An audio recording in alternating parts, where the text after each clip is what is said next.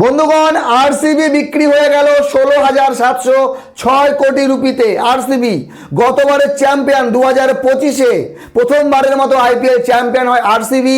যেই দলে বিরাট কোহলির মতো সুপারস্টার আছে, সেই দল বিক্রি হয়ে গেল 16,706 কোটি রুপিতে। কারা কিনলো? Birla group, Aditya Birla group. তো দীর্ঘদিন ধরে খবর আসছিল, গতবার আরসিবি চ্যাম্পিয়ন হওয়ার পরই খবর পেয়েছিলাম হালকা পালকা যে আরসিবির ফ্র্যাঞ্চাইজি হয়তো থাকবে না, মালিকানা চেঞ্জ হবে, সেটা হয়ে গেছে। তার সঙ্গেই এর আগে বিক্রি হয়ে গেল রাজস্থান রয়্যালস।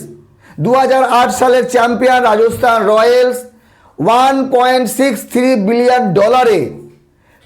প্রায় 15,300 কোটি রুপিতে বিক্রি হয়ে গেল। আমেরিকার এক কোম্পানি এবং যিনি ওনার তার নাম কার্ল সোমানি। তো বিষয় হলো যে রাজস্থান এবং ব্যাঙ্গালোর এবার খেলবে নতুন মালিকের আন্ডারে। এটা হচ্ছে রেকর্ড।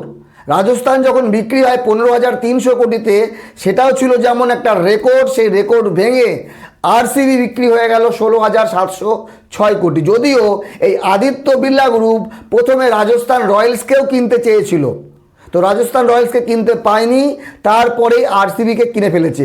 তো বিষয় হলো যে আইপিএল এখন শুধু একটা ক্রিকেট টুর্নামেন্ট না, একটা লিগ না।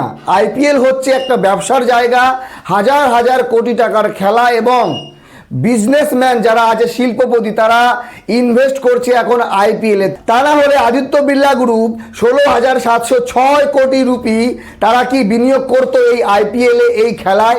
গত বছর গুজরাট টাইটান্সের 67% শেয়ার বিক্রি হয়েছিল 5,025 কোটি রুপিতে। তো সেটাও ছিল একটা রেকর্ড। তো দিন দিন এই রেকর্ড ভাঙছে। তবে নতুন মালিকানার অধীনে এই যে দল আরসিবি এবং রাজস্থান রয়্যালস কেমন খেলবে, তারা কি এবার চ্যাম্পিয়ন হতে পারবে, সেটাই দেখার অপেক্ষা। তবে হ্যাঁ, রাজস্থান রয়্যালসের এবার ক্যাপ্টেন্সি করবে রিহান পারাগ এবং আরসিবির রজত পাটিদার। বাকি আপনাদের মতামত জানাবেন। মালিকানা পরিবর্তনের সঙ্গে সঙ্গে দলের কি কোনো পরিবর্তন আমরা লক্ষ্য করব?